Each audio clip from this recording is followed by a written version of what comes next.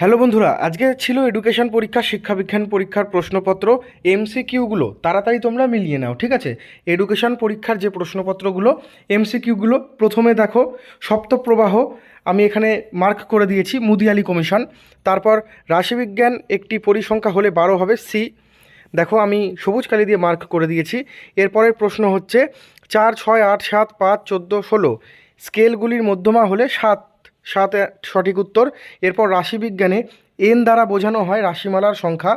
প্রচেষ্টা ও ভ্রান্তির শিখন কৌশলের অপর নাম হলো বন্ড থিওরি। এরপর যেটা প্রশ্ন, গানের 8 প্রকার, সেটা প্রথমে কয়েকটা হবে। প্রাচীন অনুবর্ত হলো এস টাইপ, এস টাইপ প্রাচীন অনুবর্ত। এরপর পরিণমন হলো এক ধরনের স্বাভাবিক বিকাশ প্রক্রিয়া। কেলাসিত বুদ্ধি কথাটির প্রবক্তা ক্যাটেল। ঠোঁট নাড়া পদ্ধতি, এটা মুখ ও বধিদের ব্যবহৃত হয়। এরপরের প্রশ্ন, জাতীয় বয়স্ক শিক্ষা কর্মসূচি কত সালে হয়েছিল? 1978। এরপর কম্পিউটার সহযোগী শিখন হলো সিএএল। কর্মের জন্য শিক্ষা, এটা কি? এটা হচ্ছে পারদর্শিকতার শিক্ষা, ঠিক আছে? সোজাই কিন্তু এসছে এডুকেশন, আর তোমরা চিন্তা করবে না, তোমরা ইংরেজি পরীক্ষায় কিন্তু এক্সট্রা নাম্বার পাবে, বাংলাতেও পাবে। ভারতের সংবিধানের কত নম্বর ধারায়? এটা হচ্ছে 46 নম্বর। শিক্ষাবিজ্ঞান এডুকেশনের, এরপর শিক্ষাবিজ্ঞানের প্রযুক্তির উদাহরণ উপরের সবগুলি। মনোযোগের একটি অভ্যন্তরীণ উদ্দীপক হলো মেজাজ। এরপর আন্তর্জাতিক সাক্ষরতা দিবস পালিত হয় কত সালে? আন্তর্জাতিক সাক্ষরতা দিবস, এটা হচ্ছে 8ই সেপ্টেম্বর। 8ই সেপ্টেম্বর হবে সঠিক উত্তর। এরপরের এমসিকিউটা দেখে নাও। বহুমুখী বিদ্যালয়ের কোন কোন কমিশনে উল্লেখ আছে? মুদিয়ালি কমিশন। আমি সাজেশন তোমাদের দিয়েছিলাম, এগুলো দেখিয়েছিলাম কালকে। নিম্নলিখিত কোনটি কোঠারি কমিশনের সুপারিশ? +2 স্তর। এবার এর পরের উত্তরটা দেখো, কত সালে রামমূর্তি কমিটি গঠিত হয়েছিল?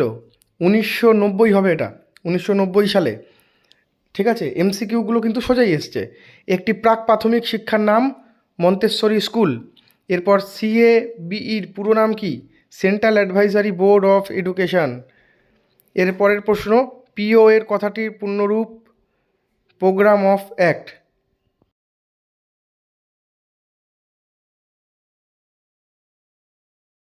দেখো বন্ধুরা, উচ্চ মাধ্যমিকে কিন্তু লিখিত পরীক্ষায় তোমরা যদি 24 নাম্বার তুলতে পারো, তাহলেই কিন্তু তোমরা পাস করে যাবে, ঠিক আছে? উচ্চ মাধ্যমিকে 24 তুলতে হয় লেখায়, এবং প্রজেক্টে যাদের 80তে পরীক্ষা তাদের 20, স্কুল থেকে কিন্তু 15, 16, 17 দিয়ে দেয়।